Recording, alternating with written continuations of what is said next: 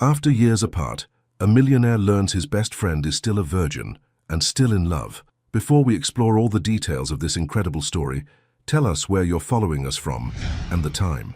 Subscribe to the channel so you don't miss a thing, and let's embark on this journey together. She shouldn't have looked up when she heard his laugh, but she did. The soft piano music drifted through the Plaza Hotel's grand ballroom like a whispered promise, mixing with the gentle hum of conversation and the occasional clink of champagne glasses. Emily Sagal stood near the marble columns, her silk emerald dress catching the warm glow of the crystal chandeliers, watching New York's elite celebrate another successful quarter. At 33, she commanded respect wherever she went.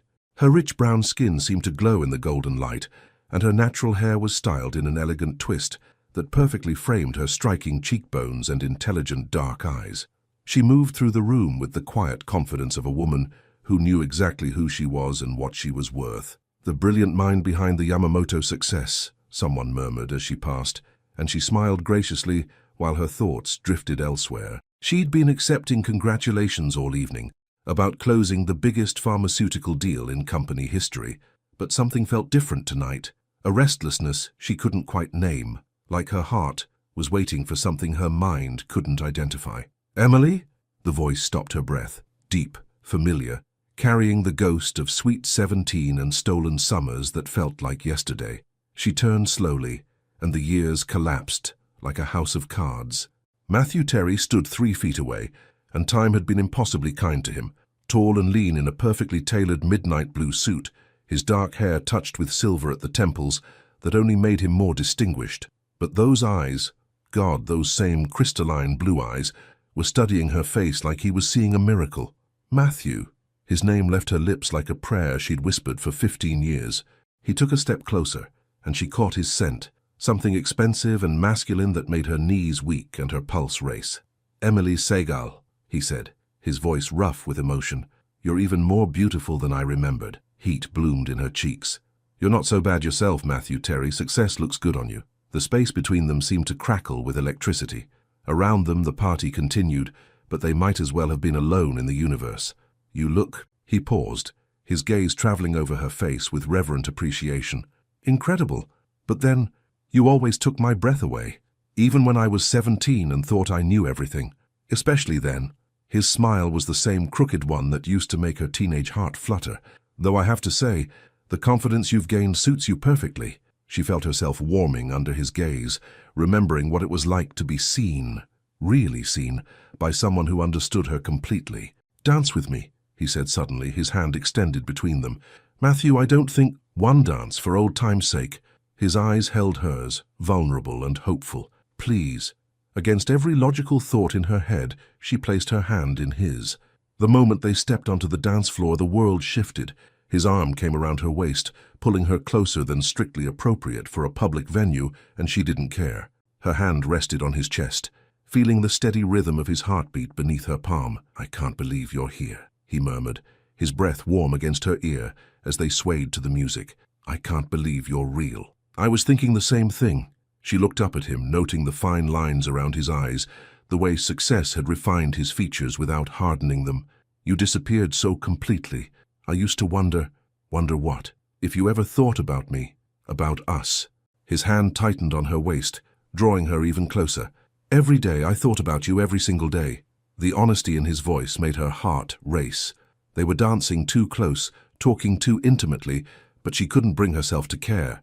For the first time in 15 years she felt like herself, not the polished executive or the untouchable professional, but just Emily, the girl who used to steal cookies with the boy she loved. "Why didn't you ever call?" The question slipped out before she could stop it. Pain flickered across his features. "Because I was 18 and stupid, and convinced that I had nothing to offer you. Because my whole world had fallen apart, and you deserved better than my broken pieces. That wasn't your choice to make. I know that now. But then—" He spun her gently, bringing her back against him. "Then I thought I was protecting you from a boy who didn't know how to stop hurting." The song began to wind down, but neither of them stepped away. "I looked for you," she admitted quietly. "For years I looked for you. College, graduate school, when I moved to New York. Part of me was always hoping I'd turn a corner, and there you'd be. And now here I am. Here you are." The music ended. but they remained frozen in each other's arms, oblivious to the other couples leaving the dance floor. "Emily, Matthew, there you are." A crisp voice cut through the moment like a blade. They stepped apart as a tall blonde woman in red appeared beside them, her smile sharp and territorial. "Diana, this is Emily Sagal," Matthew said, his voice carefully neutral. "Emily, Diana Westfield." Diana's handshake was firm, competitive. "Of course, the famous pharmaceutical genius. Matthew's told me absolutely nothing about you." Emily raised an eyebrow, her confidence unwavering. "How unfortunate for him. We have quite a history." "Ancient history, I'm sure," Diana said, linking her arm possessively through Matthew's. "The Swiss delegation is asking for you, darling." As Diana led him away, Matthew looked back over his shoulder, his eyes holding Emily's with an intensity that made her pulse race. "Don't leave," he mouthed silently. Emily stood on the edge of the dance floor, watching the man who'd owned her heart since she was 16 disappear into the crowd with another woman. But instead of the old insecurity, she felt something new, a quiet certainty that what they'd just shared was worth fighting for. 20 minutes later, she was gathering her evening bag when she felt him behind her again. "You waited." His voice was close, intimate. She turned, finding him inches away, Diana nowhere to be seen. "I'm not 17 anymore, Matthew. I don't run from things that scare me." "And do I scare you?" She stepped closer, close enough to see the gold flecks in his blue eyes. "Terrify me, but in the best possible way." His smile was devastating. "Have coffee with me. Tomorrow morning, just let me explain 15 years of mistakes." Every rational part of her knew this was dangerous territory. She'd built a life that didn't include Matthew Terry, a career that demanded her complete focus, a carefully controlled world where feelings like this had no place. But standing there, looking into the eyes that had haunted her dreams, feeling 17 and 33 simultaneously, she found herself nodding. "Tomorrow morning, 7 a.m. There's a little place called Rosemary's on the Upper West Side." "I know it."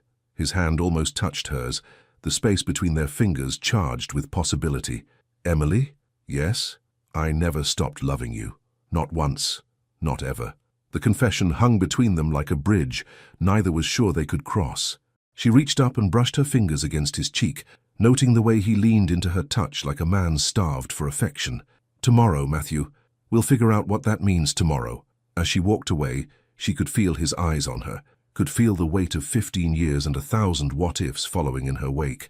Outside the plaza, Manhattan sparkled like a promise she was finally ready to keep. She'd spent years building walls around her heart, convinced that love was a luxury she couldn't afford. But some walls were meant to be torn down. Some loves were meant to survive anything, even time, distance, and the fear of feeling too much. And sometimes the bravest thing you can do is admit that your heart never forgot how to hope. The reservation was for 7, but she'd been there since 6:30, wondering if courage could be found at the bottom of a coffee cup. Rosemary's buzzed with the gentle energy of early morning Manhattan, laptops clicking, steam hissing from the espresso machine, the soft murmur of people starting their day. Emily sat at a corner table by the window, watching the sunrise paint the Upper West Side in shades of gold and possibility. She'd chosen her outfit carefully. Soft grey sweater that brought out her eyes, dark jeans that made her feel like herself rather than a corporate executive, minimal makeup that let her natural beauty shine through. Not trying too hard, but not pretending she didn't want to look beautiful for him. Her hands wrapped around her coffee mug, she tried to calm the butterflies that had been dancing in her stomach since she'd woken at 5 a.m. thinking about Blue Eyes and the way his voice had broken when he said he'd never stopped loving her. "Sorry I'm late." His voice came from behind her, rich with warmth and nervousness. She turned to find Matthew standing beside her table, slightly out of breath, his hair mussed like he'd been running his hands through it. He'd traded the formal suit for dark jeans and a navy sweater that made his eyes look impossibly deep, and the casual look suited him perfectly. "You're not late. I was early." She smiled, noting the way relief flooded his features. "Nervous habit. Mind if I—" He gestured to the chair across from her. "Please." He sat down, and suddenly the intimate table felt charged with electricity. Close enough to see the small scar above his eyebrow from when he'd fallen off his bike at 14. Close enough to catch his subtle cologne.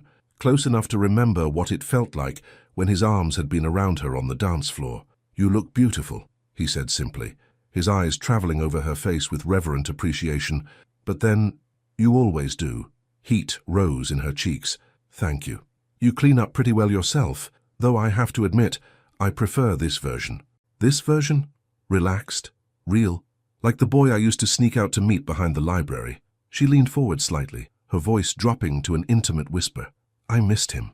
Something flickered in his eyes. Vulnerability, mixed with hope. He missed you too. Desperately. The waiter appeared to take Matthew's order, black coffee, same as always, and disappeared, leaving them alone with 15 years of unspoken words between them. Tell me about your life, Matthew said, his gaze never leaving her face. Not the press releases or the business articles, the real parts. What makes you laugh at midnight? What do you dream about when you think no one's watching? The question was so unexpected, so personal, that it took her breath away. That's a dangerous question, Matthew Terry. I'm feeling dangerous this morning. She studied his face, seeing the boy she'd fallen in love with and the man he'd become. I dream about the garden behind your grandmother's house, about Sunday mornings when we had nowhere to be and nothing to prove to anyone, about the way you used to read to me under the old oak tree. I still have those books, he said quietly. Kept them in every apartment, every house. Couldn't bear to throw them away because they smelled like your perfume. The confession hit her square in the chest. Matthew, your turn, he said, his voice rough with emotion. Ask me something. Anything. She took a sip of coffee, gathering courage. Did you ever think about coming back, before last night, I mean? Did you ever think about finding me? Every birthday, yours and mine, every Christmas, every New Year's Eve, every random Tuesday when something reminded me of you. He leaned forward, his hand moving across the table to rest near hers. I used to drive by places where I thought I might see you. NYU when I knew you were in graduate school. The financial district after you started working. I was a ghost haunting your life from a distance. Why didn't you ever approach me? Because I was a coward. Because I thought you'd moved on. Built a life that didn't include broken boys with trust funds and daddy issues. His fingers brushed against hers, sending electricity racing up her arm. Because I was afraid that what we had was just a beautiful memory, and seeing you again would prove it wasn't real. And now? Now I know that what we had was the most real thing I've ever experienced. Everything else, the success, the money, the relationships that never quite worked, it was all just marking time until I found my way back to you. Her breath caught at the intensity in his voice. Around them, the cafe continued its morning rhythm, but they might as well have been alone in the universe. I need to tell you something, she said, her voice barely above a whisper. Anything. I've been waiting. The words came out in a rush, vulnerable and brave. Not consciously, not on purpose, but I've never let anyone close enough to matter. I've dated, I've kissed men, I've let them take me to dinner and try to charm me, but I've never wanted more. Not until last night, dancing with you, feeling like I was finally coming home. His eyes widened with understanding and something that looked like awe. Emily, are you telling me that you've never felt safe enough? Never trusted anyone enough? Never wanted anyone enough to let them see all of me? She met his gaze steadily, her confidence unwavering, even as she revealed her deepest truth. I chose this, Matthew. I chose to wait for something that felt right, even when I didn't know what I was waiting for. The expression that crossed his face was indescribable. Wonder, protectiveness, reverence, all mixed together. You're extraordinary, he breathed. Absolutely extraordinary. I'm nervous, she admitted, surprising herself with the honesty. Not about you, but about this feeling. About wanting someone so much it makes me forget to be careful. He turned his hand palm up on the table, an invitation. When she placed her hand in his fingers closed around hers with gentle strength. We don't have to rush anything, he said, his thumb tracing circles on her skin. We have all the time in the world to figure this out together. Do we? She searched his face. Because last night felt like a dream, and I'm terrified I'm going to wake up and find out that 15 years was too long, that we're too different now, that what we remember isn't what we actually were. Then let's find out who we are now. Not who we were, not who we think we should be, but who we are when we stop being afraid. The sun had fully risen now, streaming through the window and casting them both in warm golden light. She looked at their joined hands, at the way his thumb continued its gentle caress, at the careful way he held her like she was something precious. I have a confession, he said, breaking the comfortable silence. Tell me. I haven't been able to concentrate on anything since I saw you last night. I've been sitting in board meetings, thinking about the way you felt in my arms. I've been trying to read contracts while remembering the sound of your laugh. You've completely derailed my very organized life, and I couldn't be happier about it. She laughed, the sound bright and genuine. Good, because you've done the same to me. I spent 3 hours this morning trying on outfits like a teenager getting ready for her first date. Is that what this is, our first date? I think it might be, officially. Then I have a very important question to ask you. Her heart skipped. What? Would you like to have breakfast with me? Real breakfast with pancakes and terrible diner coffee and enough time to tell me everything I've missed about your life? The simple request felt monumental. Breakfast meant morning light and honest conversation, and the intimate act of sharing a meal without the armor of evening clothes and candlelight. I'd love that, she said. They walked 3 blocks to a tiny diner that looked like it hadn't been updated since 1952, with cracked vinyl booths and a waitress who called everyone honey. Matthew slid into the booth across from her, and under the fluorescent lights, without the glamour of the plaza or the carefully curated atmosphere of the coffee shop, he looked even more handsome, real and imperfect, and completely himself. Pancakes or waffles? He asked, studying the laminated menu. Both, and bacon, and orange juice. I'm starving. His smile was brilliant. A woman after my own heart. They ordered enough food for 4 people and spent the next 2 hours talking about everything and nothing. She told him about her sister's wedding, where she'd been maid of honor, but felt like an observer to other people's happiness. He told her about his grandmother's death 3 years ago, how he'd inherited her house in Connecticut and couldn't bring himself to sell it. What's it like? She asked, stealing a piece of his bacon. The house? Old, needs work, has a garden that's completely overgrown because I have no idea how to take care of plants. His eyes grew soft with memory. But it has the most incredible kitchen, with windows that look out over the valley, and there's a porch swing where my grandmother used to sit and read romance novels. It sounds perfect. It's lonely, beautiful, but lonely. He reached across the table and tucked a strand of hair behind her ear, the simple gesture so intimate it made her shiver. I keep thinking it would be less lonely with the right person there to share it. The implication hung in the air between them, full of possibility and promise. Matthew, she said quietly, covering his hand with hers. What are we doing here? I don't know, but I know I haven't felt this alive in 15 years. I know that seeing you again feels like remembering how to breathe. His voice dropped to barely above a whisper. And I know that I want to find out what happens if we stop being afraid of our own happiness. When he walked her home, they took the long way through Central Park, their fingers intertwined, talking about books and movies and the dreams they'd had as teenagers. At her building, he stopped and turned to face her. Can I see you again tonight? That eager, are you? Desperate, he admitted without shame. Absolutely desperate to spend every possible moment with you. She rose on her tiptoes and pressed a soft kiss to his cheek, her lips lingering just long enough to make his breath catch. Pick me up at 7. And Matthew? Yeah? Wear jeans. I want to see more of the real you. As she walked into her building, she could feel his eyes on her, could feel the weight of possibility and promise following in her wake. And for the first time in 15 years, she was excited to see what tomorrow would bring. She had forgotten what it felt like to count the hours until someone walked through your door. The afternoon sun streamed through the windows of Emily's apartment as she found herself doing something completely out of character, rearranging throw pillows for the 3rd time and checking her reflection in every reflective surface she passed. At 6:30 p.m., she stood in front of her closet wearing nothing but a silk robe, staring at her clothes like they held the secrets to the universe. Jeans, he'd said. The real her. But which version of real? The confident executive who conquered boardrooms? The woman who read poetry in bed on Sunday mornings?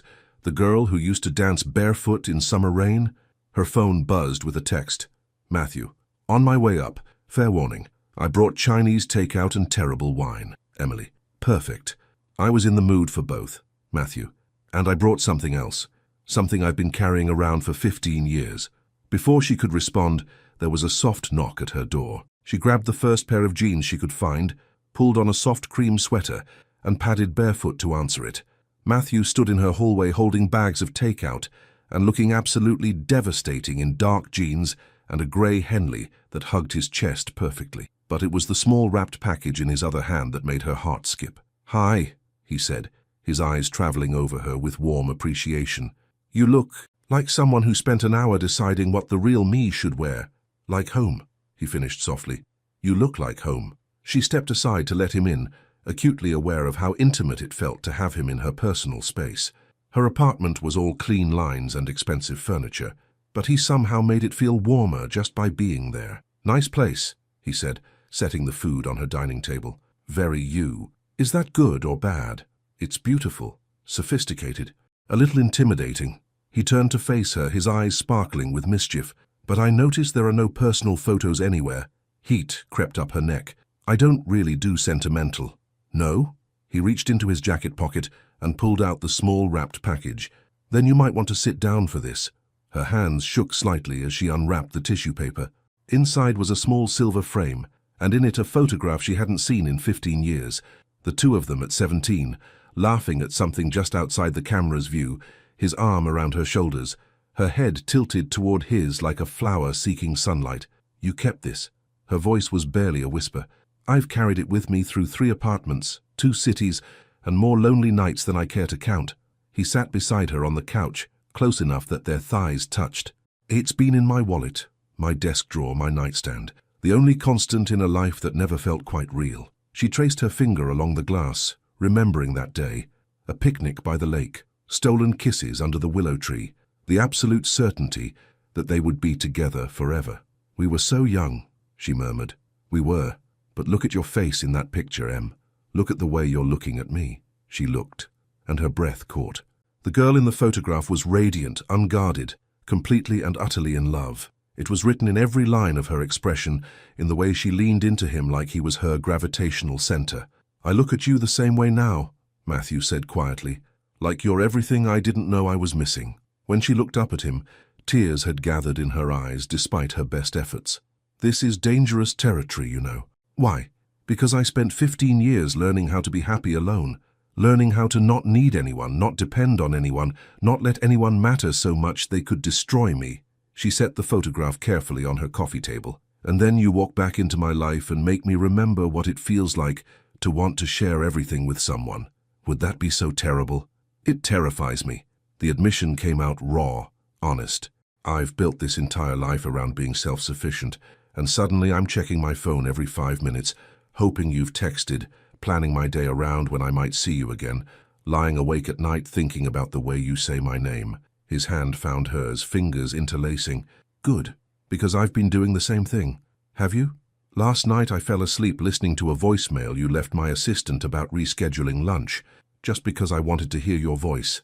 He brought their joined hands to his lips, pressing a soft kiss to her knuckles. This morning I drove past 3 different coffee shops, hoping one of them was the kind of place you might go. I'm completely gone for you, Em. Utterly, hopeless gone. The confession made her heart race. She studied his face, the strong jaw, the laugh lines around his eyes, the mouth that had kissed her so sweetly 15 years ago, and that she desperately wanted to kiss again. The food's getting cold, she said weakly. I don't care about the food. Matthew, I know we said we'd take this slow. I know you need time to adjust to letting someone in. But Em, I need you to know something. He shifted closer, his free hand coming up to cup her cheek. I would wait forever for you. I would wait through your fears and your walls and your very reasonable concerns about letting someone matter this much. But I need you to know that what I feel for you isn't going anywhere. What do you feel for me? Everything. Love, desire, protectiveness, this bone-deep need to make you laugh every day for the rest of my life. His thumb traced her cheekbone with infinite tenderness. I feel like I've been holding my breath for 15 years, and seeing you again taught me how to breathe. She closed her eyes, leaning into his touch. I don't know how to do this. How to want someone so much without losing myself completely. You don't lose yourself. You find more of yourself than you knew existed. He leaned his forehead against hers. Em, look at me. She opened her eyes, finding his blue gaze steady and sure. I don't want to change you. I don't want to fix you or save you or make you into something you're not. I want to love the woman you are, the brilliant, strong, slightly stubborn woman who conquered Wall Street and still blushes when I compliment her. His voice dropped to barely above a whisper. I want to be the person you trust with your secrets, your fears, your midnight thoughts.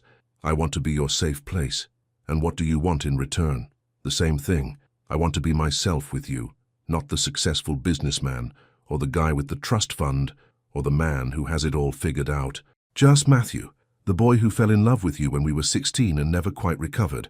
She was quiet for a long moment, processing the weight of what he was offering. Trust, vulnerability, the terrifying possibility of complete happiness. Okay, she said finally. Okay? Okay, let's try this. Let's see what happens when we stop being afraid of wanting each other." She smiled, feeling lighter than she had in years. "But I have one condition." "Name it." "Kiss me.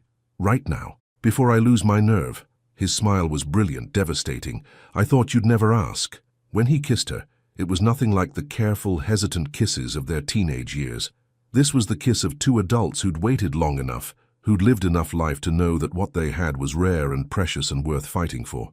His mouth was warm and sure against hers, his hands tangling in her hair, and she felt herself melting into him like she'd been made to fit in his arms. When they finally broke apart, both of them breathing hard, she felt dizzy with want and possibility. "Wow," she breathed. "Yeah, wow." He rested his forehead against hers, both of them trying to catch their breath. The Chinese food is definitely cold now." She laughed, the sound bright and unguarded. "I don't care about the food either." They spent the evening curled together on her couch, sharing stories and stolen kisses, the takeout containers forgotten on her table. He told her about the years after his parents died, how he'd thrown himself into building his business to avoid dealing with the pain. She told him about her rise through the financial world, how success had become her armor against a world that often felt too harsh and unpredictable. "I miss this," she said, as the city lights began to twinkle outside her windows. "Just talking, being completely myself with someone who gets it." "What else did you miss?" His arm tightened around her, his lips brushing her temple. "Everything, the way you laugh, the way you listen like every word I say matters, the way you make me feel like I'm enough, just as I am. You're more than enough. You're everything." As the night grew later, she found herself fighting sleep, not wanting the evening to end, not wanting to break the spell of intimacy they'd woven around themselves. "I should probably go," Matthew said reluctantly. "Let you get some rest." "Or," she said, surprising herself with her boldness, "you could stay. Nothing has to happen," she added quickly. I don't want this to end yet." His eyes searched her face. "Are you sure?" "I'm sure. I want to fall asleep knowing you're safe. I want to wake up and make you coffee and steal your t-shirt and complain about how you leave the toothpaste cap off." His laugh was pure joy. "For the record, I always put the toothpaste cap back on. We'll see about that." And as they settled into the comfortable rhythm of two people learning to trust each other again, neither of them could have imagined how perfect normal could feel.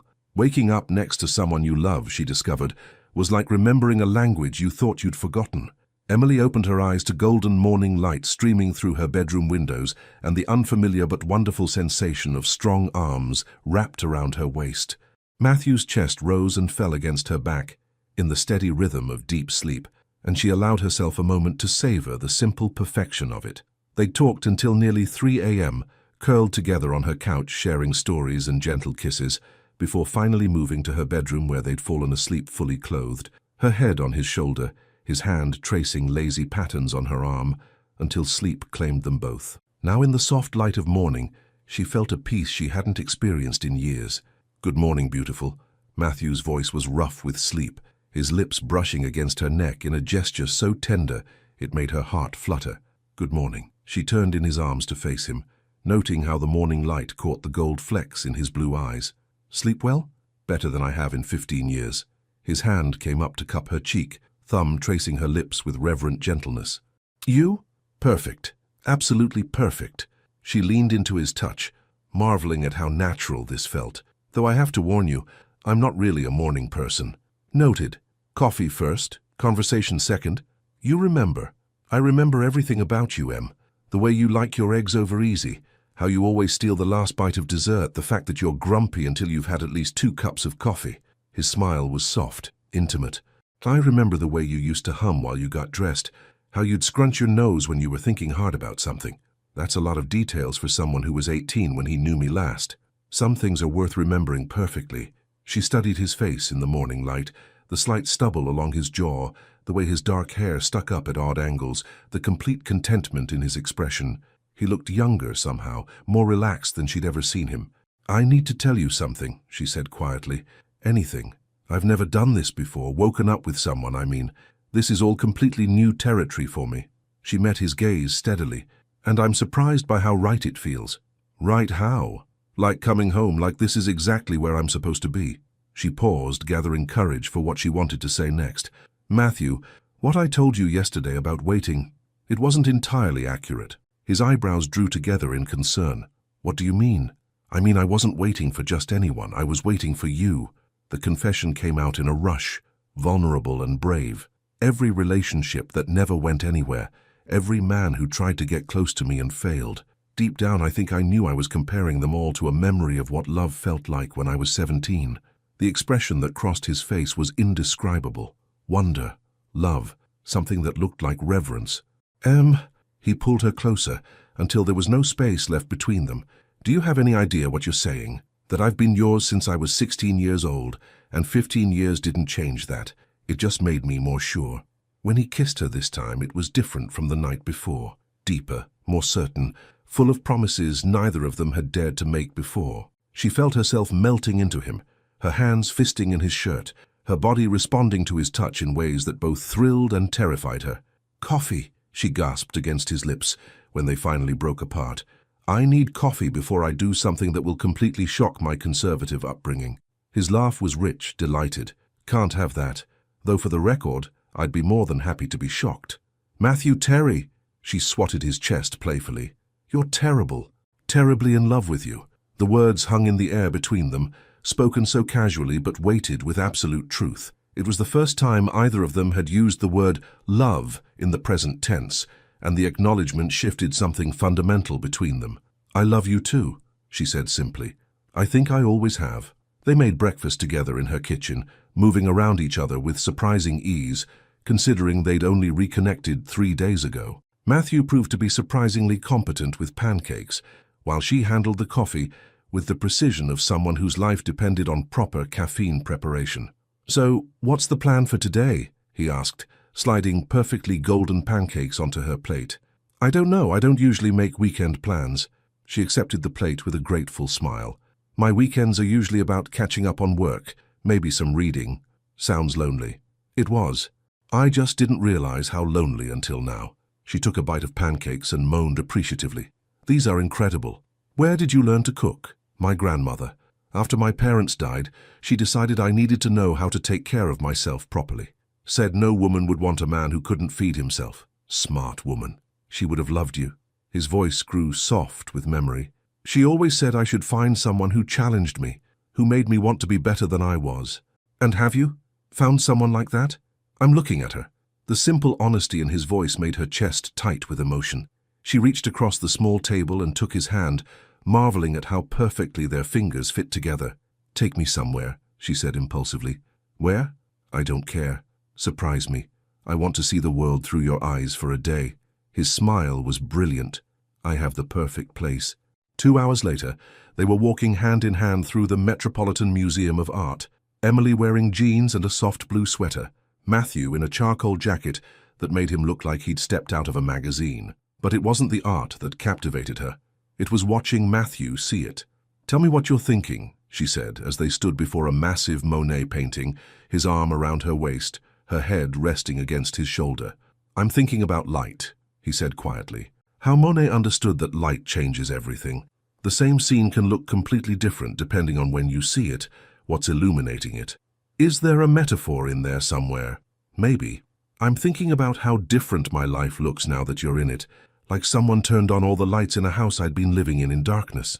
She turned in his arms to face him fully. "You have a poet's soul, Matthew Terry. I'd forgotten that about you. Only with you. You bring out parts of me I thought I'd lost." They spent the afternoon wandering through galleries, sharing quiet conversations about art and life and dreams they'd never told anyone else. In the sculpture garden, he bought her a ridiculous overpriced postcard of a piece she'd admired just because he loved the way her eyes had lit up when she saw it. "This is perfect," she said as they sat on a bench overlooking Central Park, the museum behind them, the city sprawling before them in all its chaotic beauty. "What is this? Us, having nowhere to be and nothing to prove." She leaned against his side, feeling more relaxed than she had in years. "I'd forgotten what it felt like to just exist without an agenda. We could do this every weekend, you know."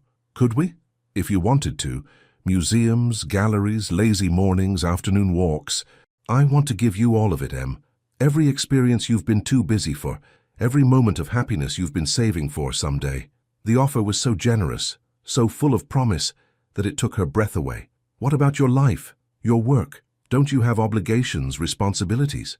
Nothing more important than this, than you. He turned to face her fully, his expression serious. I've spent 15 years building a successful business, making money, acquiring things, and none of it ever made me as happy as this moment right here. This moment, sitting on a bench with the woman I love, planning a future that includes lazy Sundays and shared coffee and waking up together every morning. His hand found hers, fingers interlacing. That's all I want, Em. A life with you in it. As they walked home through the park as the sun set behind the Manhattan skyline, Emily found herself thinking about the woman she'd been just a week ago. Controlled, isolated, convinced that independence was the only safety she could count on. That woman felt like a stranger now. I have a confession, she said as they paused at the same spot where they danced that first night. Tell me. I'm scared that this is too perfect, that it's too easy, too right, too everything I ever wanted but was afraid to ask for. She looked up at him, seeing her own wonder reflected in his eyes. I keep waiting for the other shoe to drop. What if it doesn't? What if this is just what happens when two people who are meant to be together finally stop fighting it? Is that what you think, that we're meant to be? I think 15 years couldn't kill what we have.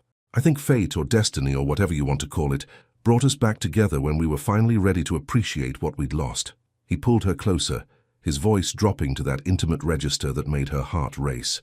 I think some loves are strong enough to survive anything, even time, distance, and two people who were too young to know what they had. When he kissed her under the streetlights of Central Park, with the city humming around them and the future stretching out like an endless possibility, Emily finally understood what it meant to come home. Not to a place, but to a person.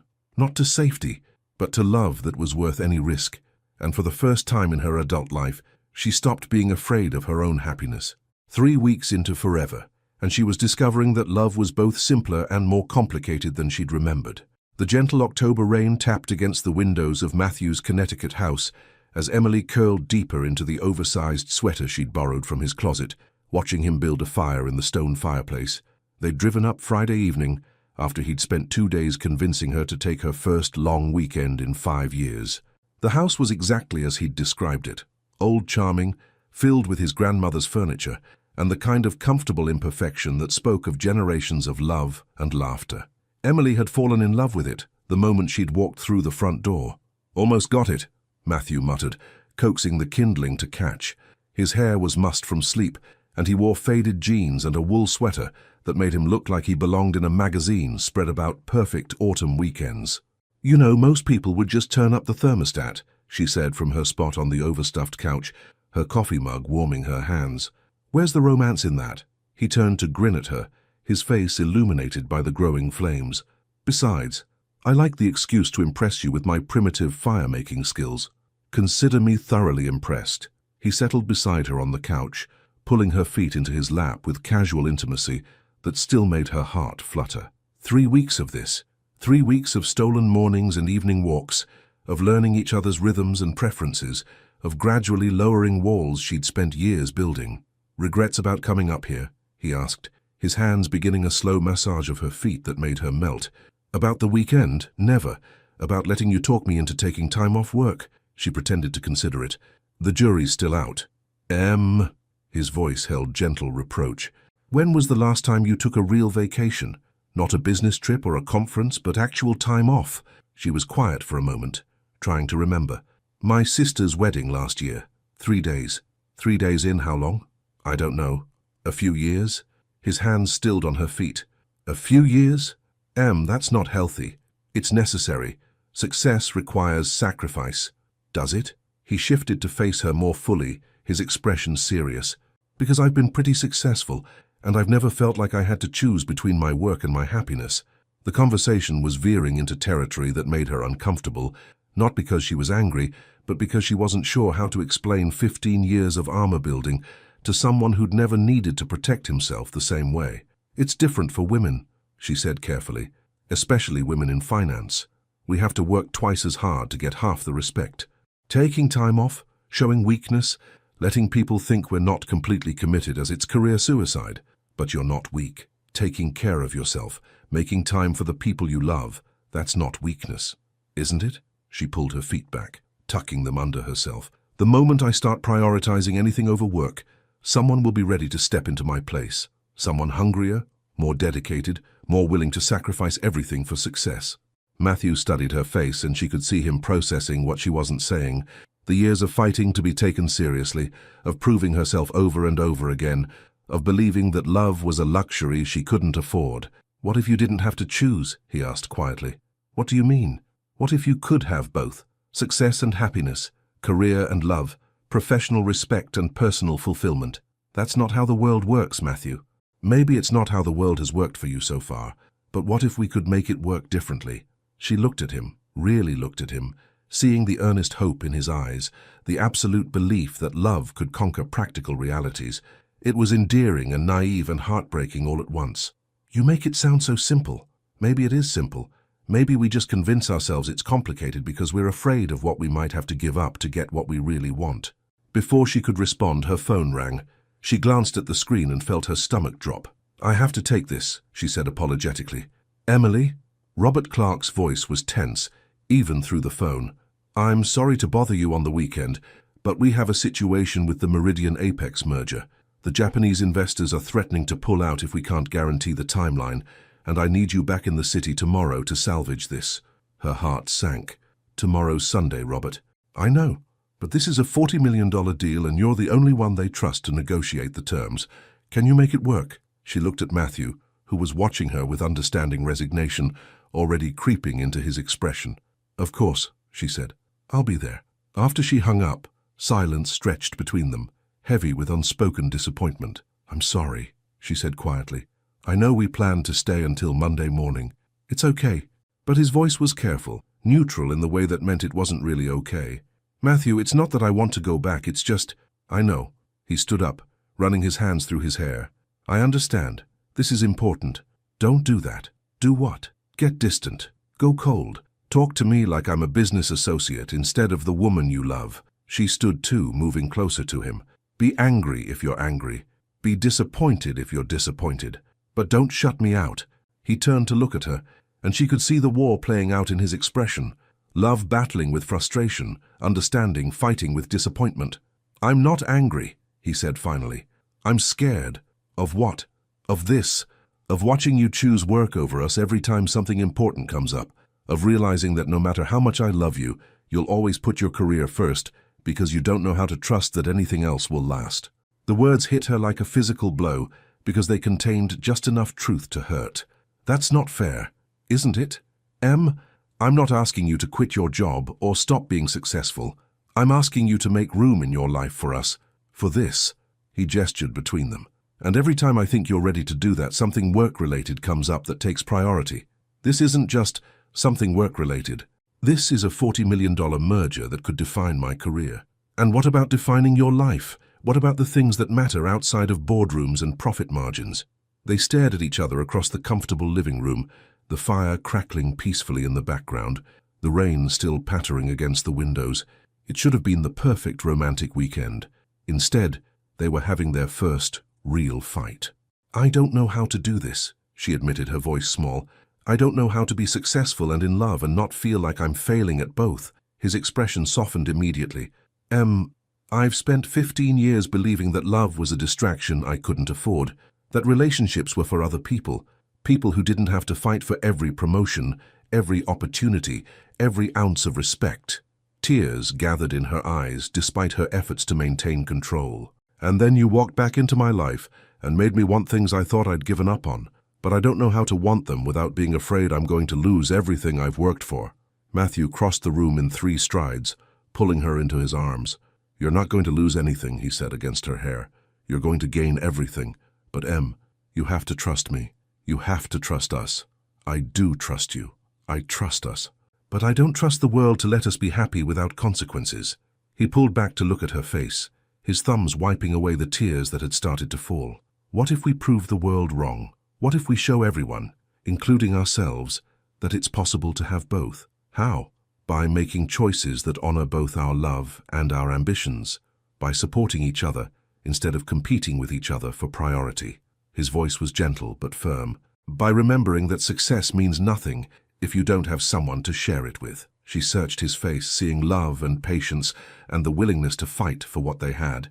The meeting tomorrow really is important, she said quietly. I know, and I want you to go.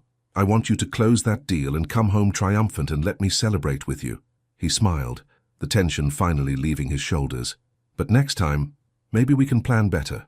Maybe you can block out time that's just ours, and we can both protect it like it matters. It does matter. You matter. She reached up to cup his face.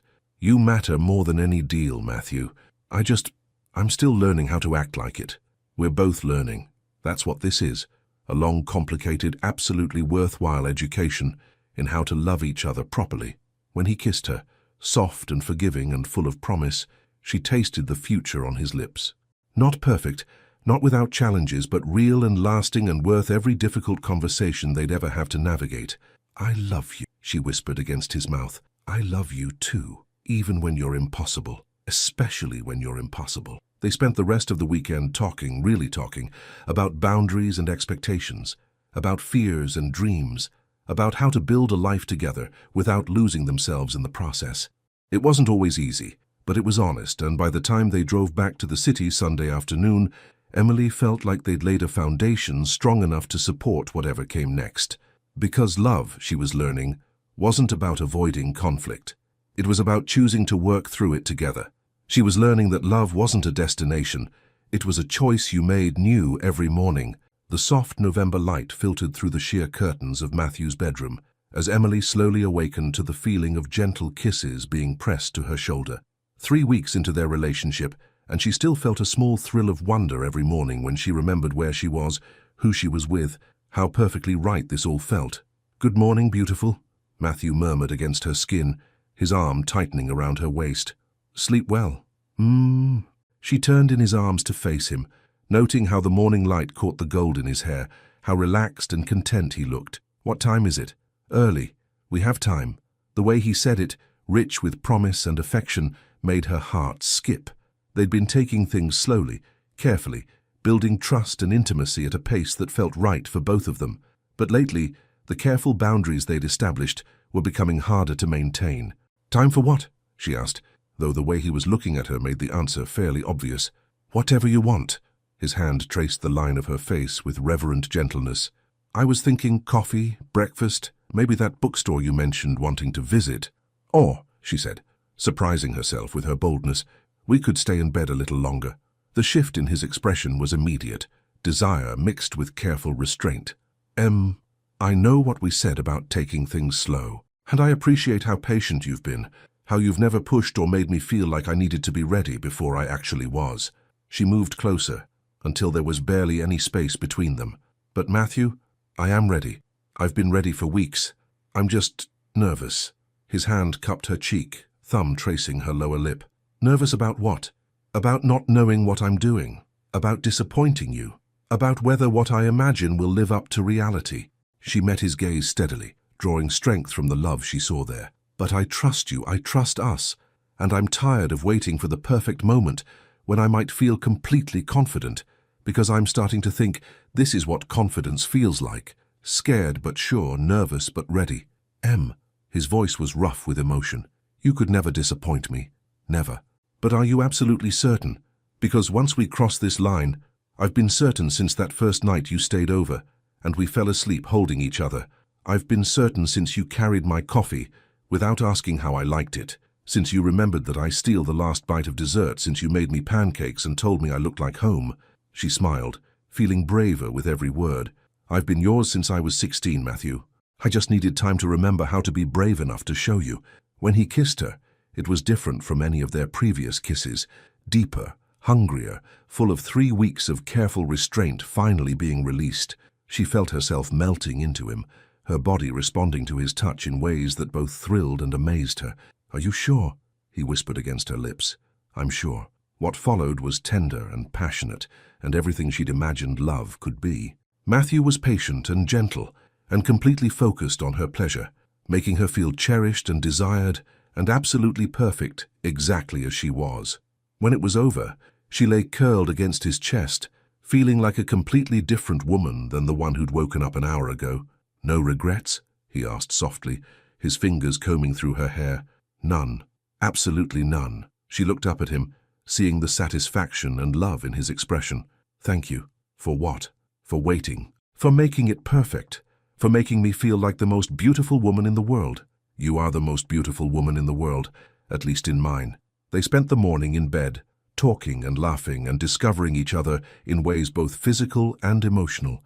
Emily felt like she was blooming, like some part of herself she hadn't even known was closed off was finally opening to the light. "I have something to tell you," Matthew said as they finally got up to make breakfast, both of them wearing nothing but his button-down shirts. "Should I be worried?" she asked, accepting the coffee mug he handed her. "I hope not. I've been thinking about what you said last weekend, about how hard it is for you to balance work and us, about how the world doesn't make it easy for women to have both success and love." "Okay." She waited for him to continue, trying to read his expression. "What would you say if I told you I wanted to make some changes to my business? Scale back, restructure, maybe focus more on sustainable investments and less on maximum profit?" She blinked, surprised. "I'd say that sounds like a big decision." "Why?" "Because I've realized that success without you feels hollow. Because I want to build a life where we both have room to thrive, where neither of us has to sacrifice our happiness for our ambitions." He moved closer, his hands coming to rest on her waist. "Because I want to show you that it's possible to choose love without giving up everything else that matters." "Matthew, you can't restructure your entire business for me. I'm not doing it for you. I'm doing it for us, for the life I want to build with you." His eyes were serious, intense. "I've spent 15 years building wealth and influence and professional respect, and none of it ever made me as happy as this moment right here, standing in my kitchen with the woman I love, planning a future that includes both of our dreams." The generosity of the offer, the thoughtfulness behind it, made her chest tight with emotion. "What exactly are you proposing?" "A partnership. Not just romantic, but professional. You have an incredible mind for finance and strategy, and I have resources and connections. What if we combined forces? What if we created something together that was bigger than either of our individual careers?" "You want me to leave Meridian?" "I want you to consider all your options. I want you to know that there are other ways to be successful, other definitions of achievement that might fit better with the life we're building together." She was quiet for a long moment, processing the magnitude of what he was suggesting. Partnership, collaboration, a complete reimagining of how her career might look. "That's a big leap of faith," she said finally. "The biggest. But everything worth having requires a leap of faith at some point." Before she could respond, her phone rang. She glanced at it and smiled. "My sister," she said apologetically. "I should take this. Sarah never calls on Saturday mornings unless something's wrong." "Emily!" Sarah's voice was bright, excited. "I have news. Good news or emergency news? The best news, David and I are pregnant." Emily's face broke into a huge smile. "Sarah, that's incredible. How far along are you?" 12 weeks. We just had the appointment yesterday and heard the heartbeat and, oh I'm so happy I can barely stand it." As Sarah chatted about due dates and nursery colors and her husband's adorable panic about becoming a father, Emily found herself looking at Matthew, who was watching her with an expression of tender amusement. "I have to tell you something else," Sarah continued. "David and I were talking and we realized we want you to be the godmother. You're the strongest, smartest, most amazing woman I know, and I want our child to grow up knowing what it looks like, to follow your dreams, and create an incredible life." Tears gathered in Emily's eyes. "Sarah, of course, yes, I'd be honored." After they hung up, Emily sat in contemplative silence, thinking about her sister's words, about the life she'd built, about the choices she was being asked to consider. "Good news?" Matthew asked gently. "The best. Sarah's pregnant." She looked up at him, seeing the future reflected in his eyes. "She asked me to be the godmother." "That's wonderful. You'll be amazing at it." "Will I? I don't know anything about children. I barely know how to take care of myself outside of work." "You'll learn. We'll learn together, if you want." The casual way he included himself in her future, the assumption that they would face whatever came next as a team, made her heart race with possibility. "Matthew? Yeah? That partnership you mentioned. Tell me more about what you're thinking." His smile was brilliant, hopeful. "I'm thinking about impact investing, sustainable development projects, companies that prioritize social responsibility alongside profit, clean energy, educational initiatives, healthcare access in underserved communities." His voice grew more animated as he spoke. "I'm thinking about using our resources to make the world better, not just richer. And you think I'd be good at that? I think you'd be extraordinary at it. You have the analytical skills to evaluate investments and the vision to see potential where others might not. Plus, he grinned, pulling her closer, you'd be working with someone who's completely in love with you, which has to count for something. She laughed, feeling lighter than she had in years. When you put it like that, how could I refuse? Is that a yes? It's a maybe. A very strong maybe that needs some time to think and plan, and probably panic quietly for a few days. I can live with maybe. As they spent the rest of the weekend talking through possibilities and dreams and the terrifying, wonderful prospect of building something together, Emily found herself thinking about the woman she'd been 3 months ago, controlled, isolated, convinced that love was a luxury she couldn't afford. That woman felt like a stranger now. I love you, she said as they walked through Central Park that evening, the autumn air crisp around them, the city lights beginning to twinkle in the growing darkness. I love you too. He squeezed her hand. Thank you. For what? For being brave enough to let me love you, for being willing to imagine a different kind of life, for trusting me with your heart. Thank you for being worth the risk. And as they walked toward whatever came next, neither of them could have imagined how beautiful the future would look when built on love that was patient enough to grow and strong enough to last. Sometimes the most important conversations happen in the most ordinary moments. Emily stood in the kitchen of Matthew's Connecticut house, flour dusting her apron and her hair escaping from its ponytail in soft curls, trying to follow his grandmother's handwritten recipe for apple pie. Through the window, she could see Matthew splitting wood for the fireplace, his sweater discarded despite the December cold, his movements efficient and graceful. 3 weeks. 3 weeks since that perfect morning when they'd made love for the first time, since he'd offered to restructure his entire life around their relationship, since she'd started seriously considering what a future together might actually look like. How's it going in there? Matthew called, pausing to wipe sweat from his forehead. I'm pretty sure your grandmother's recipe assumes I have some basic baking knowledge I definitely don't possess, Emily called back. Also, I think I used salt instead of sugar. His laugh was rich, delighted. Want help? Want to take over completely and pretend I did it? Never. We're in this disaster together. She smiled, feeling that familiar warmth that came from being completely herself with someone who loved her anyway. The past 3 weeks had been a revelation, discovering what it meant to be part of a team, to have someone who celebrated her successes and supported her through challenges, who made her laugh and think and want to be better than she'd ever imagined she could be. But lately, something had been weighing on her mind, a conversation she knew they needed to have, but kept putting off. Matthew came inside, bringing the scent of winter air and wood smoke, his cheeks flushed from the cold. He wrapped his arms around her from behind, chin resting on her shoulder as he surveyed the flour-covered kitchen.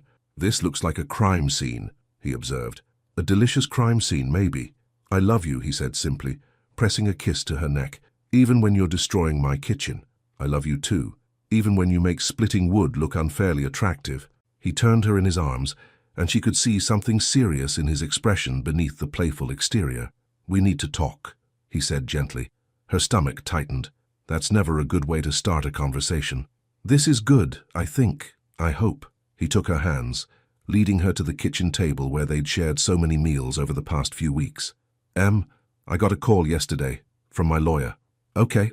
She waited, trying to read his expression. Diana's getting married.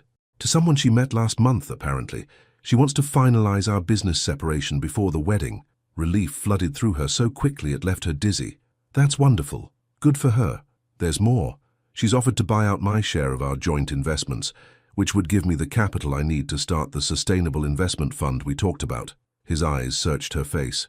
It would mean I could make all those changes I mentioned. Scale back the traditional business. Focus on projects that actually matter. Matthew, that's incredible. Why do you look worried? Because it would also mean starting over in a lot of ways. Less predictable income, at least initially. More risk, more uncertainty. He paused, his thumb tracing circles on her hand. And because before I make any major life decisions, I need to know where we stand. What do you mean? I mean I need to know if this is temporary for you. If I'm something you're trying out while you figure out what you really want, or if you see a future with me. A real future. The question hung in the air between them, weighted with implications that made her heart race. Matthew, I don't need an answer right now, but I need to know that we're building towards something permanent, because the changes I want to make, the life I want to create. It only makes sense if you're in it." She studied his face, seeing the vulnerability beneath his careful composure. "Are you asking what I think you're asking? I'm asking if you can imagine spending your life with me, not just dating, not just seeing where things go, but actually building a life together. Marriage, maybe kids someday, definitely growing old together and arguing about whose turn it is to take out the trash." The picture he painted was so domestic, so beautifully ordinary, that it took her breath away. "And if I said yes, hypothetically, then I'd ask you to marry me, right now in this flower-covered kitchen with terrible pie dough as our witness." Her heart stopped, then started again with a rhythm that belonged in medical textbooks. "You'd propose? Now? I'd propose every day for the rest of my life if you'd let me." He stood up, and for a terrifying, wonderful moment, she thought he might actually get down on one knee right there. Instead, he moved to the kitchen counter, returning with a small velvet box she hadn't noticed him place there earlier. "Matthew Terry, what is that?" "Insurance, in case this conversation went the way I hoped it would." He sat back down, setting the box on the table between them but not opening it. I bought this ring 2 weeks ago. I've been carrying it around, waiting for the perfect moment, the perfect setting, the perfect words. But standing here with you, covered in flour and completely happy, I realize this is the perfect moment.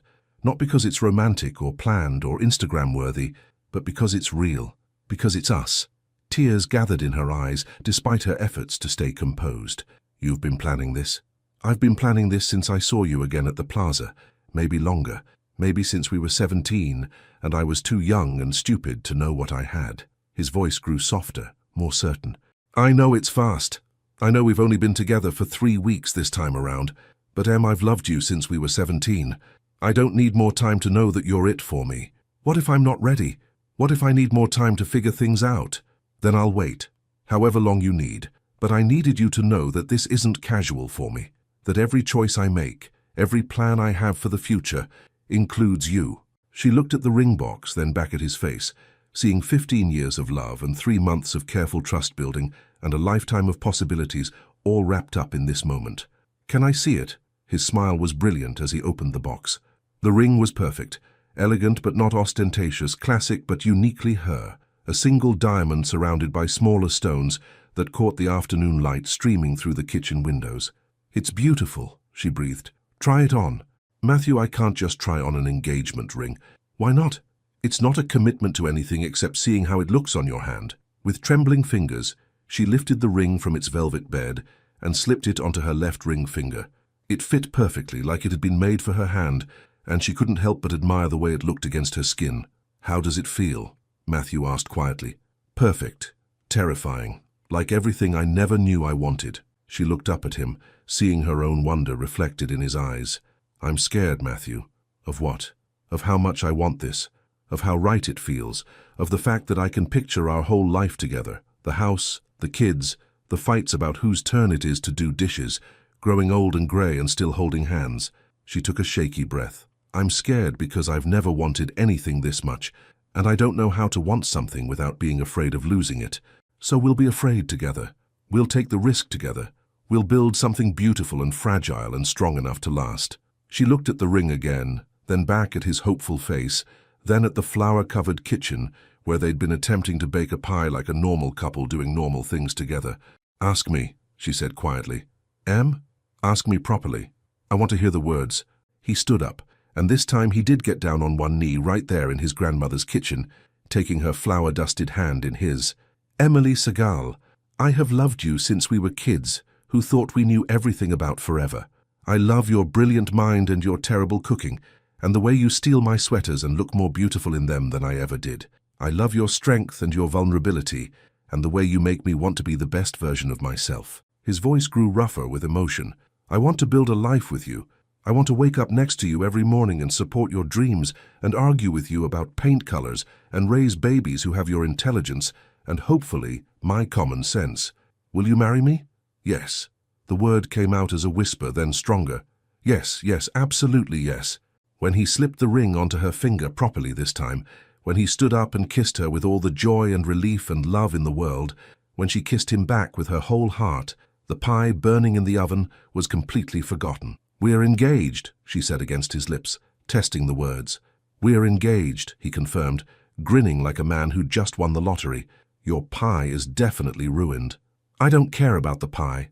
"Good, because I think I hear smoke." They spent the rest of the afternoon calling family, her sister screaming with joy, his business partner David congratulating them warmly, and planning a future that suddenly felt real and possible and absolutely perfect.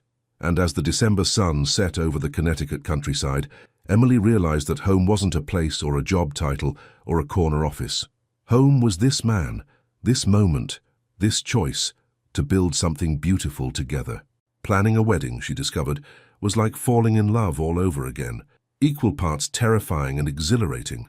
The January snow fell softly outside the windows of Meridian Corporation as Emily sat in her office, staring at the resignation letter on her computer screen. 1 week since Matthew's proposal, and she still felt a thrill every time she looked at the engagement ring that caught the light as she typed. "Miss Sagal?" Her assistant Trevor appeared in the doorway. "Mr. Clark would like to see you when you have a moment." "Of course, send him in." A few minutes later, Robert Clark settled into the chair across from her desk, his expression unreadable. "Congratulations are in order, I hear," he said, nodding toward her ring. "Thank you." She couldn't help but smile. "Matthew and I are very happy. I imagine you are. Terry's a good man. Built an impressive business." Robert paused, studying her face. "I also imagine you didn't ask me in here to discuss your personal life." Emily took a breath, gathering the courage she'd been building for days. "Robert, I need to give you my resignation." To his credit, he didn't look surprised. "The Sustainable Investment Fund? You know about that? Word travels fast in our circles. Terry's been quietly reaching out to potential partners, investors, who are interested in socially responsible ventures." Robert leaned back in his chair. "It's an interesting concept, risky but potentially very rewarding. I want to be part of building something that matters, something that makes a difference beyond profit margins. And you can't do that here?" "We both know Meridian isn't interested in changing direction, and honestly, Robert, I'm ready for a new challenge, something that combines my skills with my values." Robert was quiet for a long moment. "When would you want this transition to take effect?" 6 weeks. That should give you time to find my replacement and for me to train them on the major accounts." "Make it 8 weeks. I want to ensure a smooth handover." He stood, extending his hand. "Emily, it's been an honor working with you. Meridian won't be the same without you. Thank you for everything, Robert, for taking a chance on me, for supporting my career, for understanding why I need to do this." After he left, Emily sat alone in her office looking out at the Manhattan skyline she'd called home for 10 years. Tomorrow, Matthew would announce the launch of Terry Sagal's Sustainable Investments, their partnership both personal and professional, now officially beginning. Her phone buzzed with a text. "Matthew, how did it go with Clark?" Emily, "Done. 8 weeks, and I'm officially unemployed." Matthew, "Unofficially my business partner and future wife. I like our version better." Emily, "Me too. Are we crazy?" Matthew, "Completely. Want to celebrate our insanity over lunch." Emily, "Always." An hour later, they sat in a small Italian restaurant in Little Italy, sharing pasta and planning the future, like they'd been doing it their whole lives. "Sarah called this morning," Emily said, twirling linguine around her fork. "She wants to know if we've set a date yet." "Have we?" "I was thinking fall. October, maybe? Gives us time to plan without rushing, and the leaves will be beautiful in Connecticut." Matthew's smile was soft, content. "October sounds perfect. Small ceremony? Intimate. Just family and close friends. I want it to be about us, not about impressing anyone." "I love that about you." "What?" "How you always know exactly what you want once you let yourself admit it." He reached across the table to take her hand. "The house, the wedding, the business. You don't second-guess yourself when something feels right. This feels right. All of it." She looked at their joined hands, still amazed by how perfectly they fit together. "Even the scary parts feel right." "What's scary about it?" "Giving up everything I've built to start over with you.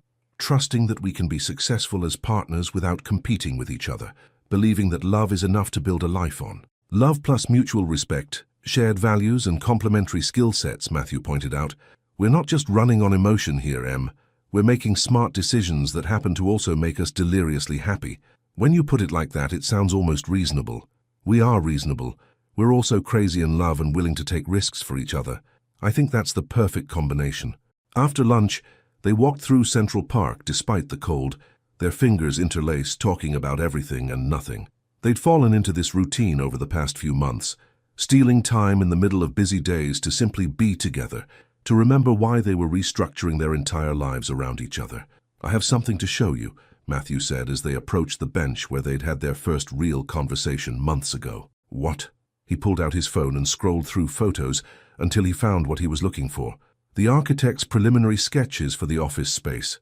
Emily looked at the screen, seeing the clean lines and open floor plan, the conference rooms and private offices all designed to encourage collaboration rather than hierarchy.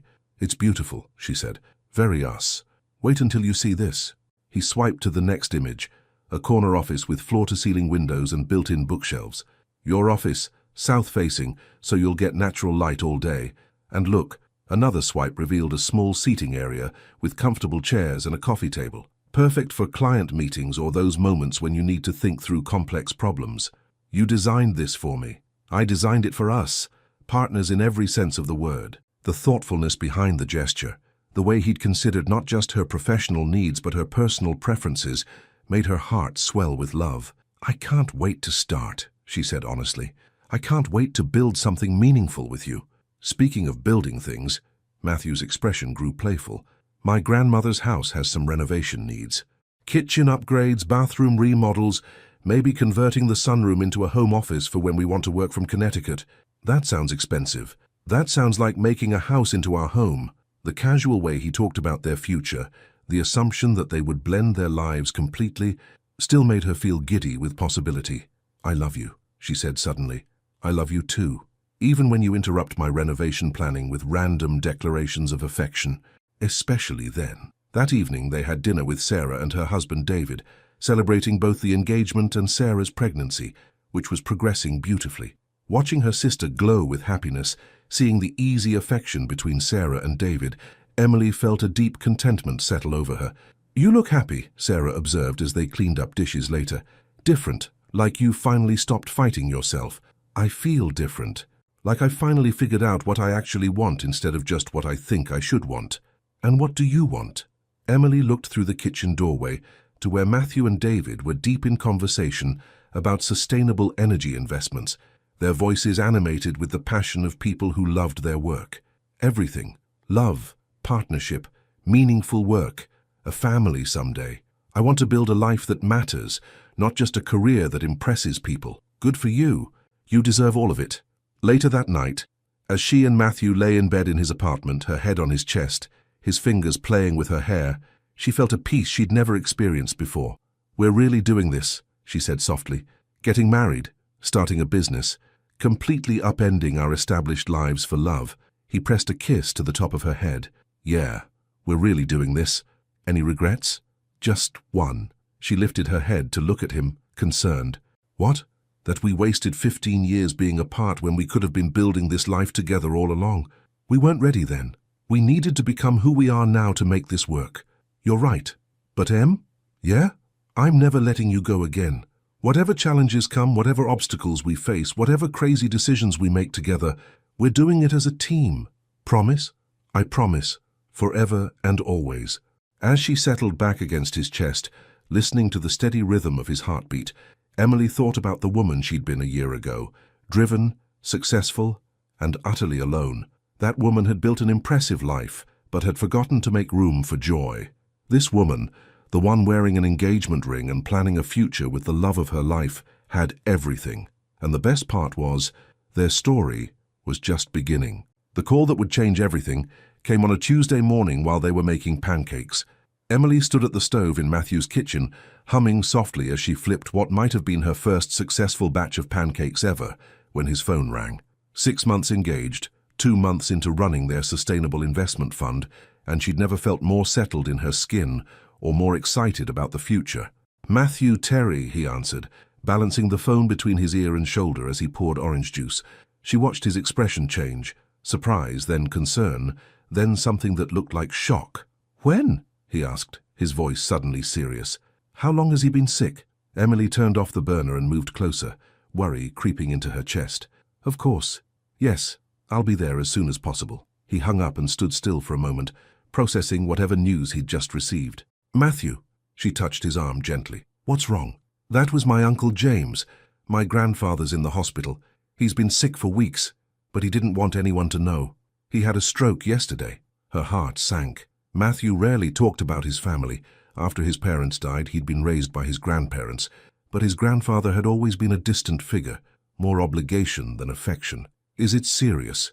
Serious enough. They don't know if he's going to make it. Matthew ran his hands through his hair, that gesture he made when he was trying to process difficult information. I need to go to Boston. He's asking for me. Of course, I'll pack a bag. He looked at her with surprise and something that might have been relief. You don't have to come with me. I know you have the Patterson meeting this week and the Meridian transition. Matthew, she stepped closer, taking his face in her hands. Your family is my family now. Your emergencies are my emergencies. We're in this together, remember? The tension in his shoulders eased slightly. I love you. I love you too. Now let's go pack, while you tell me about your grandfather. 3 hours later, they were driving north on I-95 in Matthew's BMW, the autumn landscape blurring past as he told her stories she'd never heard before. He was never warm exactly. My grandmother was the one who hugged me, who made cookies, who asked about school. Grandfather was formal, distant. After my parents died, he took me in because it was his duty, but I always felt like I was a burden he'd rather not have had. That must have been hard, losing your parents and then feeling unwelcome in your new home. I think he loved me in his way, but he didn't know how to show it. He'd grown up during the Depression, lost his own father young.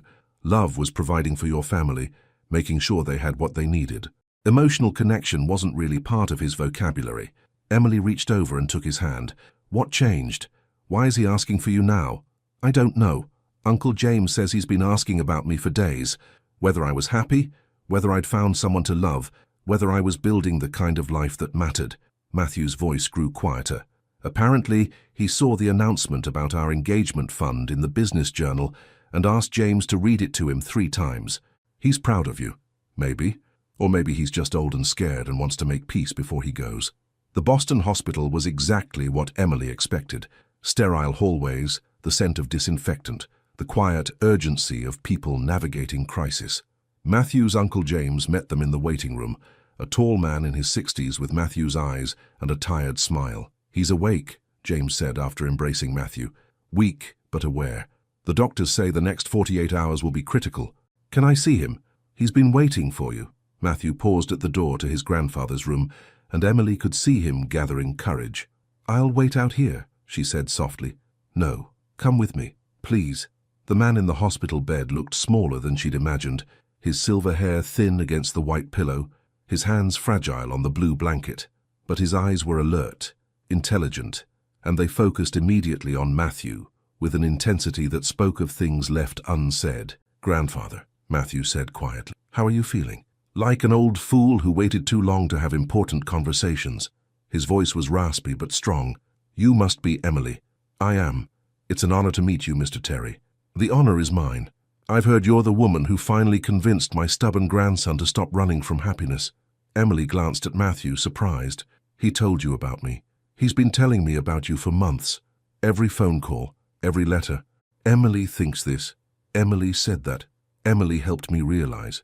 The old man's eyes sparkled with something that might have been amusement. I began to think she was imaginary until I saw the engagement announcement. Matthew pulled chairs closer to the bed, and they sat down together. Grandfather, why didn't you tell me you were sick? Because I wanted to finish something first, before He gestured vaguely toward his diminished state. I wanted to tell you that I'm proud of you, not just for your success, but for the man you've become. Emily felt tears gathering in her eyes at the raw emotion in both men's voices. I know I wasn't the grandfather you needed, the old man continued. I was grieving your parents too, and I didn't know how to help a boy process loss when I could barely handle my own. I failed you. You didn't fail me. You gave me a home when I had nowhere to go. You made sure I had everything I needed. Everything except the love you deserved. Everything except the emotional support a 17-year-old boy needed after losing his parents. His hand reached out, and Matthew took it carefully. I loved you, Matthew. I just didn't know how to show it. I know. I've always known. The Sustainable Investment Fund, his grandfather said, his voice growing stronger. Tell me about it. For the next hour, Matthew and Emily took turns explaining their business, their vision for using capital to create positive change, their dreams of building something meaningful together. The old man listened intently, asking thoughtful questions, his face growing more animated with each detail. "Your grandmother would have loved this," he said finally. "She always believed that money was just a tool, that what mattered was what you built with it. Love, family, community. She would have been so proud to see you two working together. She would have loved Emily," Matthew said, his thumb tracing circles on her hand. "I can see why. Emily, may I ask you something?" "Of course. Are you prepared to love this stubborn, brilliant, occasionally infuriating man for the rest of your life, through success and failure, health and sickness, the times when he's easy to love and the times when he's not?" The directness of the question caught her off guard, but the answer came easily. "Yes, sir, completely prepared." "Good, because he's going to need someone strong enough to call him on his mistakes and patient enough to help him grow into the man he's meant to be." His eyes grew serious. "Marriage isn't just about love, though love is essential. It's about choosing each other every day, especially on the days when choosing each other is hard." "I understand." "Do you? Because this man has a tendency to carry the weight of the world on his shoulders. He'll try to protect you from everything, including his own vulnerabilities. Your job is to love him enough to not let him." Emily looked at Matthew, seeing him through his grandfather's eyes, brilliant but sometimes brittle, strong but occasionally afraid, successful but still carrying the wounds of losing his parents so young. "I can do that," she said simply. That evening in their hotel room, Matthew was quieter than usual, processing the day's emotional revelations. "Are you okay?" Emily asked, curling up beside him on the bed. "I think so. It's strange having him say all the things I've been waiting to hear for 20 years. Part of me is grateful, and part of me is angry that it took a medical emergency for him to find the words. Maybe he needed to almost lose you to realize what he was risking by staying silent. Maybe." Matthew pulled her closer. "Em, what he said about marriage, about choosing each other even when it's hard, does that scare you?" "No. It excites me." She propped herself up to look at him. "I don't want easy love, Matthew.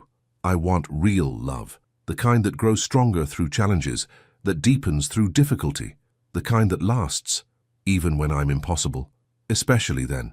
Even when I try to protect you from things you don't need protection from, I'll just have to remind you that I'm tougher than I look." His smile was soft, grateful. "I don't deserve you. Lucky for you, love isn't about deserving. It's about choosing. And I choose you, Matthew Terry, every day forever." When they made love that night, it was different, deeper, more emotional, weighted with the day's reminders of how fragile life could be, how precious their time together was. Afterward, lying in his arms, Emily felt a profound sense of certainty about their future. "Whatever happens with your grandfather," she said softly, "I'm glad we came. I'm glad I got to meet him, to see where you come from. I'm glad you're here. I couldn't have done today without you. You'll never have to do anything without me again." The next morning brought good news. His grandfather had made it through the night, his vital signs had stabilized, and the doctors were cautiously optimistic about his recovery. But more importantly, Matthew had made peace with the past, and Emily had seen yet another layer of the man she was going to marry. And as they drove back to New York, planning their October wedding and their shared future, both of them knew they were stronger together than either of them had ever been alone. She had always believed that perfect moments were for other people. She was wrong. The October morning dawned crisp and golden over the Connecticut countryside, with the kind of light that made everything look like a painting. Emily stood at the window of the bridal suite in Matthew's grandmother's house, their house now, watching the caterers set up white chairs in the garden while her heart fluttered with the most beautiful kind of nervousness. Today she was marrying Matthew Terry, and after 10 months of engagement, 9 months of wedding planning, and a lifetime of waiting for the right person, she couldn't quite believe the day was finally here. "You're going to wear a hole in that floor if you don't stop pacing," Sarah said from behind her, 8 months pregnant and glowing with the kind of happiness that came from being completely loved. "I'm not pacing. I'm energetically standing." "Uh-huh." Sarah moved to stand beside her sister, following her gaze to the garden where Matthew was directing the placement of an arch covered in white roses and autumn leaves. "He looks good in a tux. He looks good in everything. It's annoying. Cold feet?" Emily considered the question seriously. Was she nervous? Yes. Excited? Absolutely. Scared? Maybe a little. But cold feet? No. The opposite of cold feet. Is there a term for that? Hot feet. Eager feet. Happy feet, I think. Sarah smiled, resting her hand on her rounded belly. "You know, I've never seen you like this before." "Like what?" "Completely, utterly, disgustingly happy. It's beautiful and slightly nauseating. Before Emily could respond, there was a soft knock at the door. Matthew's voice came through the wood. "Em, I know I'm not supposed to see you before the ceremony, but I have something for you." She opened the door just wide enough to stick her hand out. "What is it?" A small wrapped package was placed in her palm along with a folded note. "From my grandfather. He wanted you to have it this morning." She unwrapped the gift to find an antique pearl bracelet, delicate and clearly precious, along with a note written in shaky handwriting. "Emily." This belonged to Matthew's grandmother. She always said it should go to the woman who finally convinced him to stop running from love. "Welcome to the family." Grandfather Terry, tears gathered in her eyes, despite her carefully applied makeup. Matthew's grandfather had made a full recovery and would be walking down the aisle today, but his gesture meant more than he could know. "Tell him thank you," she called through the door. "Tell him I'll take good care of his grandson." "I will." "Em? Yeah? I love you. In 3 hours, you're going to be my wife." "I love you too. In 3 hours, you're going to be stuck with me forever." "I'm counting on it." 2 hours later, Emily stood in front of the full-length mirror in the bedroom where Matthew had first told her he loved her, staring at her reflection in disbelief. The dress was perfect, ivory silk that flowed like water, simple but elegant, with delicate lace sleeves that had belonged to Matthew's grandmother. Her hair was swept up in a soft chignon, and the pearl bracelet caught the light at her wrist. "You look like a princess," whispered Amy, her maid of honor and closest friend from college, who had flown in from San Francisco for the wedding. "I feel like I'm in someone else's life, like this is too beautiful to be real." "It's real," Sarah said firmly, "and you deserve every bit of this happiness." A gentle knock interrupted them. "Ladies, it's time." Emily took one last look at herself in the mirror, trying to memorize this moment. The last few minutes of being Emily Sagal before becoming Emily Terry, or Emily Sagal Terry. They hadn't quite decided yet, and somehow that indecision felt perfect for them. The walk from the house to the garden felt both eternal and instantaneous. She could hear the string quartet playing Pachelbel's canon, could smell the roses and the crisp autumn air, could feel the excitement of their 50 guests settling into their chairs. At the edge of the garden, her father waited in his best suit, his eyes misty with pride and love. "Ready, sweetheart?" he asked, offering his arm. "Ready." And then she was walking down the aisle, past faces she loved, colleagues from Meridian who had become friends, Matthew's business partners, her college roommates, his grandfather in the front row, with tears streaming down his cheeks. But all of that faded into background noise the moment she saw Matthew. He stood beneath the rose-covered arch in a charcoal grey tux, his hair perfectly styled, but his eyes bright with unshed tears, and when their gazes met, everything else in the world disappeared. This was Matthew, her Matthew, the boy who had stolen her heart at 16, and the man who had given it back to her more beautiful than before. The ceremony was a blur of perfect moments. Their friend Father Martinez, who had known them both since college, spoke about love that endures, about partnerships that strengthen both people, about the courage it takes to build a life together. Matthew's vows made her cry despite her waterproof mascara, especially when he promised to love your brilliant mind, support your wildest dreams, and make you coffee every morning for the rest of our lives. Her own vows came from the heart. "I promise to be your partner in all things, your soft place to land and your biggest cheerleader. I promise to choose you every day, especially on the days when choosing each other is hard. And I promise to never stop stealing your sweaters, because they look better on me anyway." When Father Martinez pronounced them husband and wife, when Matthew kissed her with all the joy and love in the world, while their friends and family cheered, Emily felt like her heart might actually explode with happiness. The reception was everything they dreamed of, intimate, joyful, full of laughter and dancing, and the kind of celebration that came from people who genuinely loved the couple being honored. They had their first dance to "The Way You Look Tonight," Matthew spinning her around the wooden dance floor they'd had installed just for this occasion, both of them grinning like teenagers. "Mrs. Terry," he whispered in her ear during a slow moment in the song. How does it feel?" "Perfect, absolutely perfect." She leaned back to look at his face, memorizing this moment. "How does it feel to be stuck with me forever?" "Like winning the lottery every day for the rest of my life." Later, after the cake had been cut and the bouquet thrown, caught by Amy much to everyone's delight, after the toasts that made them both cry and the dancing that lasted until the stars came out, Emily found herself sitting on the front porch swing with Matthew, her shoes abandoned on the floor, his jacket draped around her shoulders. "Best day ever?" he asked, his arm around her as they watched their last few guests say their goodbyes. "Best day ever," she confirmed. "Though I have a feeling we're going to have a lot of competition in the best day ever category." "I certainly hope so." They sat in comfortable silence, watching the catering staff clean up the remnants of their perfect day. In a few hours, they'd leave for their honeymoon in Tuscany. 2 weeks of wine and pasta and exploring hill towns with no schedule and no obligations except to each other. "Emily?" "Yeah?" "Thank you." "For what?" "For being brave enough to let me love you. For building this life with me. For making me believe in happy endings." She turned to kiss him, tasting forever on his lips. "Thank you for waiting for me. For fighting for us. For proving that some love stories are worth the wait." As they finally headed inside, past the remnants of the most perfect day of their lives, Emily caught sight of their reflection in the hall mirror. Husband and wife, partners in every sense of the word, ready to face whatever came next, as long as they faced it together. "So, Mrs. Terry," Matthew said as they climbed the stairs to their bedroom, "what do you want to do with the rest of our lives?" "Everything," she said without hesitation. "I want to do everything with you." And as the October moon rose over the Connecticut countryside, Emily Terry, she decided she liked the sound of that, knew that some endings were really just beautiful beginnings in disguise. 5 years later, she still came back to that garden, but now it was filled with laughter and the sound of little feet running through autumn leaves. Emily sat on the familiar porch swing of their Connecticut home, watching her 3-year-old daughter Charlotte chase butterflies through the garden where she and Matthew had been married 5 years ago. The little girl had her father's blue eyes and her mother's determined spirit, and she approached butterfly catching with the same intensity Emily once brought to board meetings. "Mama, look!" Charlotte called, her dark curls bouncing as she pointed to a monarch that had landed on the rosebush. "It's wearing orange pajamas." "Very fancy pajamas," Emily agreed, one hand resting on her rounded belly where their second child was growing. 7 months along, and this pregnancy felt different. Easier, more joyful, less tinged with the anxiety that had marked her early motherhood.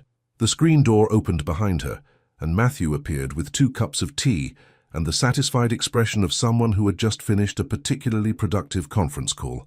"The Kenyan solar project is approved," he said, settling beside her on the swing and handing her the chamomile tea she'd been craving. 6 villages will have reliable electricity by Christmas." "That's wonderful." She leaned against his side, marveling at how these moments of quiet victory had replaced the adrenaline rush of closing million-dollar deals.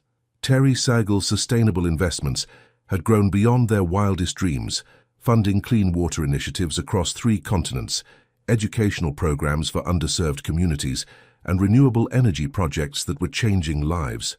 "Charlotte's been asking about the baby again," Matthew said, his hand coming to rest on her belly.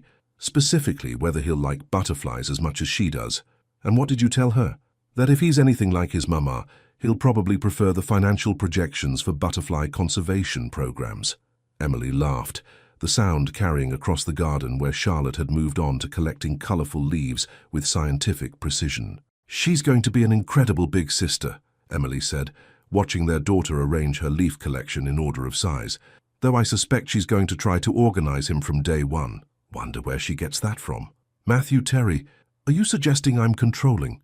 "I'm suggesting you once color-coded our spice cabinet and labeled everything with creation dates and expiration schedules.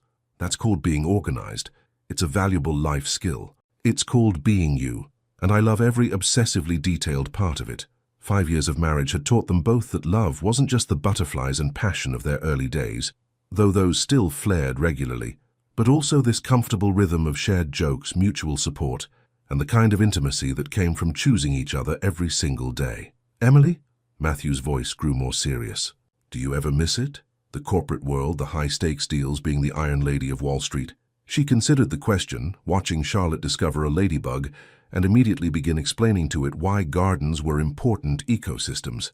"I miss the adrenaline sometimes, the feeling of closing a deal that everyone said was impossible." She paused, thinking about the woman she'd been 5 years ago. "But I don't miss the loneliness. I don't miss building something meaningful only to myself, and I definitely don't miss the person I was when success was the only thing that mattered to me. And now?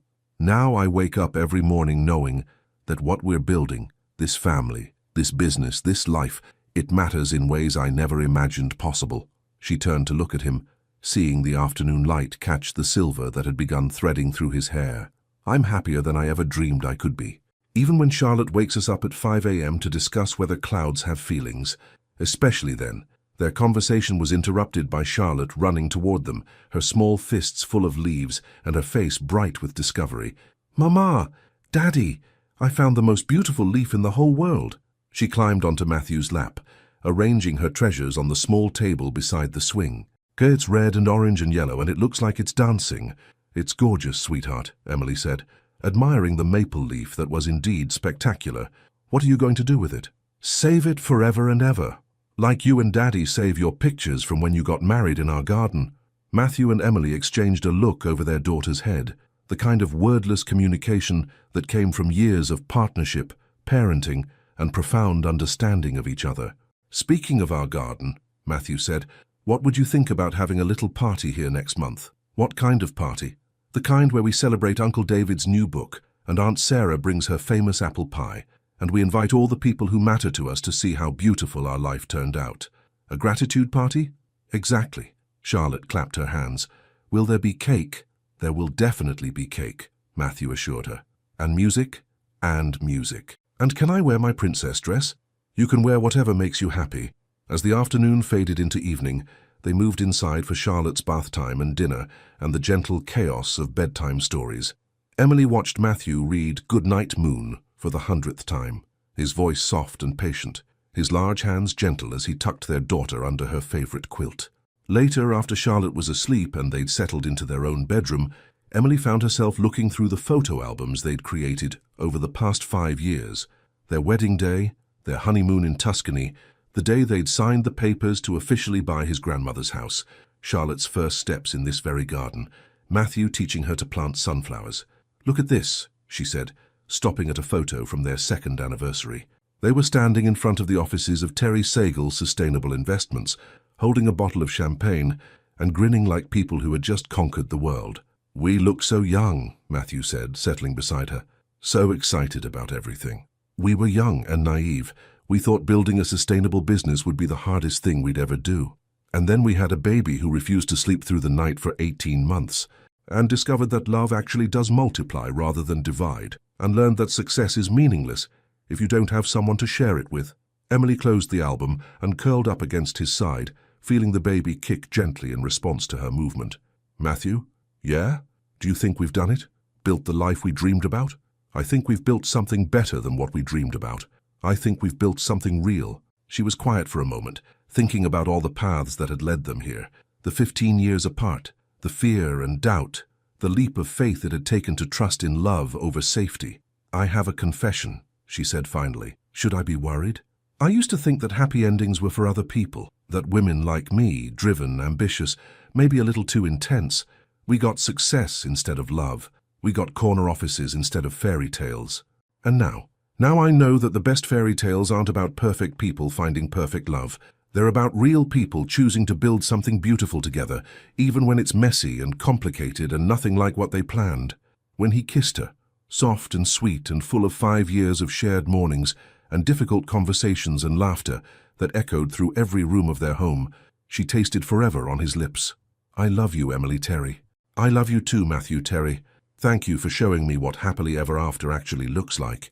As they settled into sleep, Emily's last thought was about the woman she'd been 5 years ago, brilliant but lonely, successful but scared, convinced that love was a luxury she couldn't afford.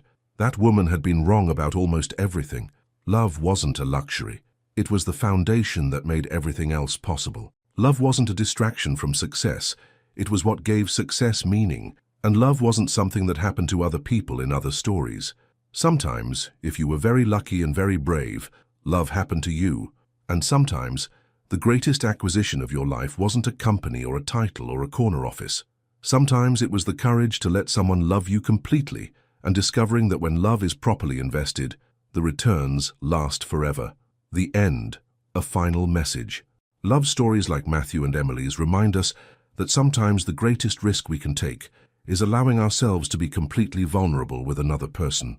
In a world that often tells us to choose between professional success and personal happiness, their journey shows us that the most fulfilling life comes from building something meaningful with someone who sees our true worth. Emily could have stayed safe in her corner office, protected by her walls and her achievements.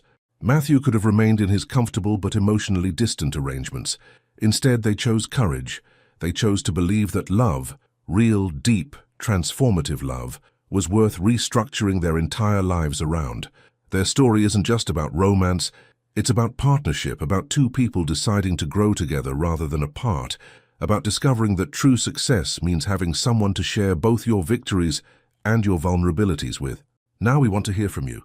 What moment in Matthew and Emily's love story touched your heart the most, and why?